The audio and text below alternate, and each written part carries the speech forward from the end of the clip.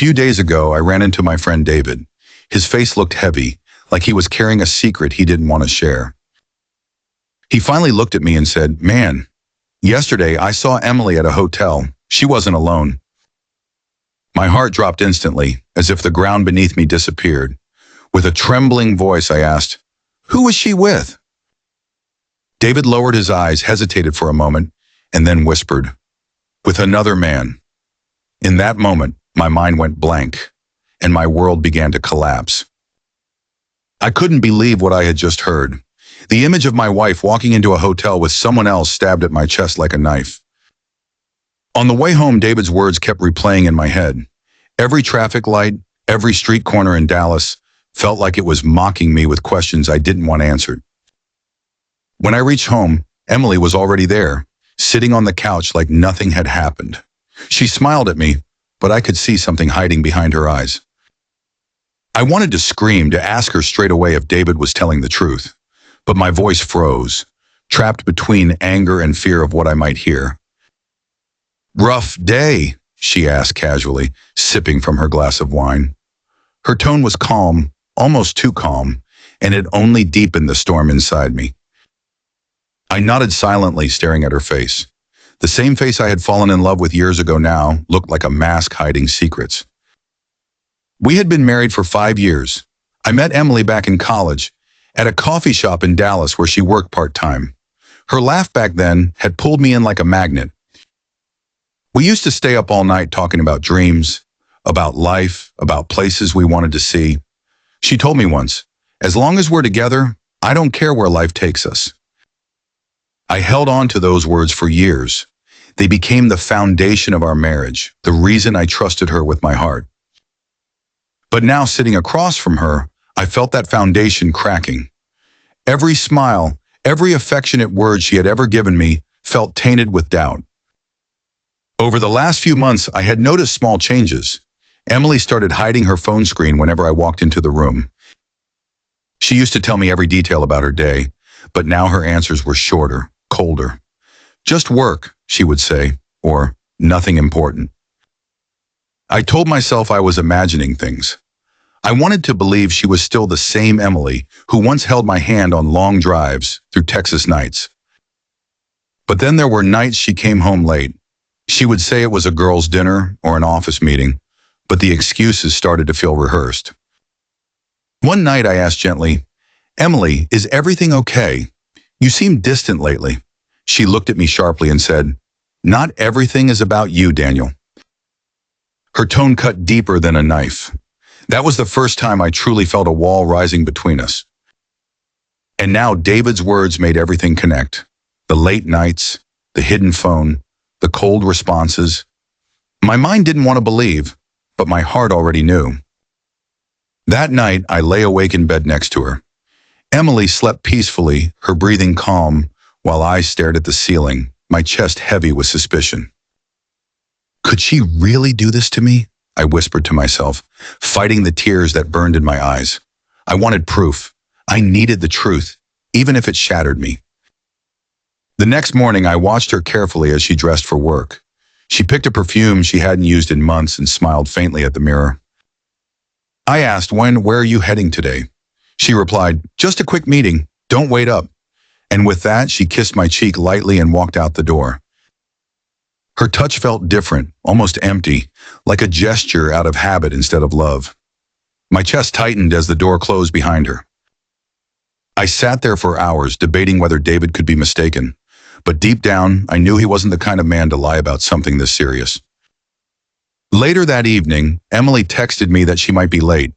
The message was short, without her usual heart emojis, and that silence in her words spoke louder than anything else. I couldn't take it anymore. I grabbed my keys and drove toward the same hotel David mentioned. My hands were shaking on the steering wheel the entire drive. I parked across the street and stared at the glowing sign of the hotel. My heart raced, terrified of what I might see if I walked inside. I didn't go in that night, but as I sat there, my eyes caught sight of something important. Security cameras at the hotel entrance. A thought struck me hard. Cameras don't lie. If she was here, the recordings will show it. My pulse quickened as the idea took root in my mind. That was the moment I decided I needed proof. Not rumors, not suspicions, but cold, undeniable proof. I drove home in silence, but inside me a storm was brewing. I knew the cameras had the answers I was too afraid to face. And the next time Emily stepped into that hotel, I would be ready to uncover the truth. The morning after I sat outside that hotel, my chest still felt heavy. I couldn't shake the thought of Emily walking inside with someone else. She acted normal at breakfast, pouring coffee and smiling faintly. But now every word from her mouth felt rehearsed, as if she was hiding something beneath the surface. "Long day ahead," she said, kissing me on the cheek. Her voice was warm, but her eyes avoided mine, and that detail stabbed at me quietly. When she left, I sat in silence. I needed a plan, something concrete that could finally prove whether my doubts were real or just eating me alive. I called David and asked, "Are you sure about what you saw?" His voice was steady. "Daniel, I know what I saw. She wasn't alone." His certainty left me no room to escape. I realized I couldn't rely on suspicion anymore. I needed hard evidence, the kind that couldn't be denied. That evening, I checked her purse while she showered. My hands trembled as I searched, terrified of finding something, but equally terrified of finding nothing. Inside, I found a receipt from a restaurant near the same hotel. The date matched the night she claimed she was at her friend's birthday dinner. My stomach twisted. I held the paper in my hands like it was a weapon, a silent truth screaming louder than her excuses ever could. When I asked her casually, "How was Sarah's birthday last week?" she hesitated just for a second. "It was fine. We just talked," she said quickly. That hesitation was enough. I saw the flicker in her eyes, the crack in her story, and it fueled the storm building inside me. Over the next few days, I became more observant. Emily had new clothes, new perfume, even a pair of earrings I'd never seen before. "Where did you get those on?" I asked one night. She smiled faintly. "A coworker gave them, just a small gift." My gut screamed that it was a lie. She started taking longer showers, often humming quietly when she came home late. Her phone never left her hand, and she kept the screen angled away from me. One night, I caught a glimpse of her messages. The name was saved as Cousin Mark, but the words didn't read like family at all. "Can't wait to see you again," the text said. My blood ran cold, and I felt rage bubbling under my skin. I wanted to confront her then and there, but fear held me back. If I accused her without undeniable proof, she would twist the story, and I'd be the paranoid husband. So I decided to do what I had been avoiding.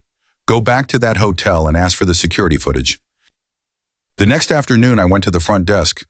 My voice was steady, though inside I was shaking. "I believe my wife was here. Can I see the footage?" The receptionist looked at me suspiciously. "Sir, we can't just give that out." My heart sank, but desperation pushed me to explain. "I think she's been lying to me. I just need to know the truth," I said softly, my voice breaking as I leaned closer. Something in my eyes must have convinced her. After a long pause, she whispered, "Come tomorrow. I'll see what I can do." Hope and dread collided inside me as I nodded silently. That night, Emily came home later than usual. Her hair was slightly messy, her perfume stronger, and when I asked where she'd been, she said, "Team dinner." I smiled faintly and said, "I hope you had fun." Inside, my stomach was on fire, knowing tomorrow I might confirm what she refused to say. The hours dragged on, every tick of the clock cutting into my chest. I lay in bed pretending to sleep while Emily scrolled on her phone beside me. Her faint smile and the glow of the screen felt like a betrayal written in silence. I closed my eyes, clutching the receipt in my pocket like a secret weapon. Morning came, and Emily left early again. I dressed quickly, grabbed my car keys, and drove straight to the hotel, my heart hammering with every mile. When I walked in, the receptionist gave me a quick nod. "Follow me," she whispered, leading me toward the back office. I sat down in front of a monitor, my palms sweating. "This is from last week," she said, pressing play on the footage. The screen flickered to life, and I leaned forward, my breath stuck in my throat. And then I saw a figure stepping through the hotel doors. The screen glowed faintly as the footage began, and my heartbeat pounded in my ears.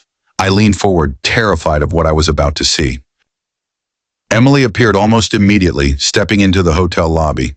She looked radiant, her hair perfectly styled, her face lit up with a smile I hadn't seen in months. But she wasn't smiling at me. She was smiling at the man walking right beside her, his arm brushing against hers as they walked toward the elevator. My entire chest tightened. It felt like someone had reached inside and crushed my heart with their bare hands. The sight was unbearable. I wanted to deny it, to believe my eyes were deceiving me, but the camera didn't lie. That was Emily, my wife, and he wasn't a cousin, a coworker, or a friend. The receptionist shifted uncomfortably beside me. "Do you need more?" she asked softly. My voice cracked as I whispered, "Play it again?" The tape rolled once more, each frame burning into my mind like a brand I would never forget. The way they laughed, the way they leaned into each other, it was undeniable. When it ended, I stood up slowly. My legs trembled, and the office around me spun like the world had tilted off its axis. Outside, the Texas sun was blazing, but I felt cold to the bone. The normal sounds of the city felt cruelly normal compared to the storm inside me. Driving home, I gripped the wheel so tightly my knuckles turned white. My reflection in the mirror looked like a stranger. When I walked into the house, Emily was already there, humming quietly while making dinner. The smell of garlic and herbs filled the air, mocking me with false warmth. I watched her move around the kitchen, so normal, as if she hadn't just destroyed the world we built together. My fist clenched unconsciously. "Daniel," she said with a smile, "you're home early." Her voice was gentle, but to me it felt like poison wrapped in silk. I sat down at the table staring at her in silence. She noticed my expression and frowned slightly. "What's wrong?" she asked cautiously. I pulled the hotel receipt from my pocket and placed it in front of me. Her eyes darted to it, widening for just a second before she forced a laugh. "What is this?" she asked, her voice shaky. I whispered, "I saw the footage, Emily. Don't you dare lie to me again." Her face drained of color, her lips parting as if to speak, but no words came out. Finally, she said, "Daniel, it wasn't what you think. I didn't mean for it to happen. It just..." Her voice cracked, and she buried her face in her hands. I slammed my palm against the table. "Don't lie, you smiled at him. You walked in with him like you belonged to him. Do you have any idea what that did to me?" Her tears fell fast, streaking down her cheeks. "I was lonely. You were always busy, always distracted. He just listened to me." Her excuses felt like knives twisting deeper. "So, your solution was to crawl into another man's arms? To betray every promise we made?" Emily shook her head desperately. "I still love you, Daniel. Please believe me. It was a mistake, but you're the only one I want." Her words rang hollow, empty. I stared at her, my chest heavy with both rage and grief. Love doesn't look like secret hotels and fake stories. Love doesn't feel like betrayal. The room fell quiet again, except for the sound of her sobbing. I felt like I was suffocating, like the walls were closing in around us. I walked into the living room and sat on the couch, burying my face in my hands. My body shook, not just from anger, but from the unbearable sadness crushing me. Emily followed me, kneeling at my feet, grabbing my hands. "Please, Daniel, don't give up on us. We can fix this. I'll cut him off. I'll do whatever it takes." I looked at her, my chest heavy with both rage and grief. Love doesn't look like secret hotels and fake stories. Love doesn't feel like betrayal. The room fell quiet again, except for the sound of her sobbing. I felt like I was suffocating, like the walls were closing in around us. I walked into the living room and sat on the couch, burying my face in my hands. My body shook, not just from anger, but from the unbearable sadness crushing me. Emily followed me, kneeling at my feet, grabbing my hands. "Please, Daniel, don't give up on us. We can fix this. I'll cut him off. I'll do whatever it takes." I pulled my hands away sharply. "You don't get it. You already killed us the moment you stepped into that hotel. There's nothing left to fix." She sobbed harder, her face pale and broken. For the first time, she looked small to me, fragile, like someone I couldn't recognize anymore. The night dragged on like an endless torture. I stayed awake in the guest room, listening to her muffled cries echo through the walls, each one a reminder of the wreckage between us. When the sun rose, she came to me one last time. Her eyes were swollen, her voice hoarse. "Please, Daniel, don't leave me. I'll change. I'll prove it." I looked at her with empty eyes. You don't get a second chance at destroying someone's soul. You don't get to rewrite trust once it's been shattered. Her lips trembled, but she had no words left. I walked past her, grabbing a small bag I had packed during the night. My chest felt like stone. She reached for my arm, but I pulled away. "Don't," I said firmly. "Don't touch me. You've already taken more than I can bear." As I walked out the door, I heard her sobs breaking behind me, but I didn't turn back. If I did, I might never leave, and that would destroy me completely. The air outside felt both freeing and crushing. I was stepping away from the life I thought I had, and into the painful reality I could no longer deny. Days have passed since then, but the wound is still raw. I wake up in the middle of the night, reaching for someone who isn't mine anymore. I replay our memories, our laughter, our promises, and each one feels like a cruel joke. The woman I trusted most became the person who hurt me the deepest. Yet as painful as it is, I know I made the right choice. Staying would have meant slowly dying, piece by piece, inside my own marriage. Trust, once broken, doesn't heal the same way. If someone lies once, they might do it again, and ignoring red flags only makes them brighter until you can't avoid them.